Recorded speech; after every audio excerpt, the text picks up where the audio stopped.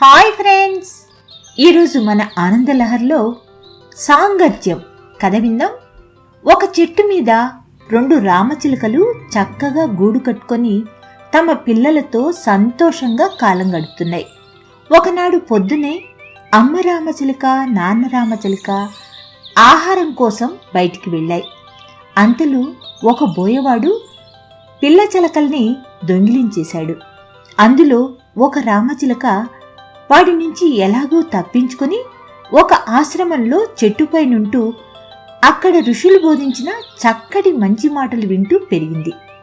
ఇంకో రామచిలుకని బోయవాడు తన పంజరంలో బంధించి ఉంచుకున్నాడు. అది వాడి ఇంటి లోగిల్లో పెరిగింది. అది ఎంతసేపు తిట్లు చెడ్డమాటలు వింటూ అవే నేర్చుకుంది. ఒకనాడు ఒక బాటసారి బోయవాడి ఇంటి దగ్గర చెట్టు కింద పడుకున్నాడు. అది చూసిన రామచిలుక, ఒరే మూర్ఖుడా, ఇక్కడెందుకున్నావురా, నీ నాలుక తెక్కొస్తా అంటూ భయపెట్టింది. అతను గతిలేక అక్కడి నుంచి పారిపోయాడు. ప్రయాణించి అతను ఒక ఆశ్రమం చేరుకున్నాడు. అక్కడున్న రామచిలుక, స్వాగతం బాటసారి, నీ అలుపు తీరే వరకు ఇక్కడ విశ్రమించవచ్చు అని తీయగా మాట్లాడింది. ఆ బాటసారి ఆశ్చర్యపోతూ, నీలాంటి రామచిలుకను నేను దారిలో కలిశాను, కాని అది మహా కటువుగా మాట్లాడుతుంది అన్నాడు.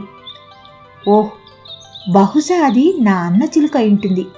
నేను సాధువులతో సాంగత్యం చేశాను కనుక నా భాష ఇలా ఉంది. అదే నా అన్న వేటగాడి భాష నేర్చుకొని అలా మాట్లాడుతున్నాడు. మనం ఎలాంటి సాంగత్యంలో ఉంటామో అలాగే తయారవుతాం అని అనుకుంది రామచిలుక.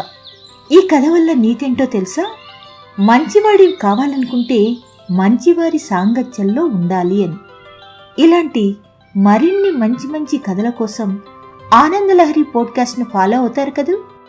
మరో మంచి కథతో మీ ముందుకు వస్తాను అనురాధ తీర్థాల ఆనందలహరి పాడ్కాస్ట్లో.